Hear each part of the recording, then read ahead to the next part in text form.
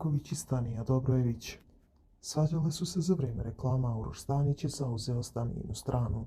Tvoj otac te vodio da upoznaš moje bivše, rekla je Stanija. Pali babetino, nekada nisi udarala na porodicu, dodala je Maja. Sada ti je žena koja ističe biološki sat, a nekada bila idol, dodao je Stanić. Stanija, nisam kriva što tvoj bivši ludi za mnom, govorila je Maja kao i svi ostali. Nebitni su oni, nego njeni kodeksi i gdje joj je granica, rekla je Stanija. Operite se sad za picu, rekla je Maja. Poznajem ga preko bivšeg, trebale su mu fabrike u Kini da dobijem šta treba, dodala je Stanija. Tvoja adresa je Kirleo koji te je ponižavao, a ti si sa takvom osobom ušla u vezu. Na pravljenje radnje pokušavate da se perete, rekao je Uroš. Vi mene, a kada uzvratim kukate, rekla je Maja.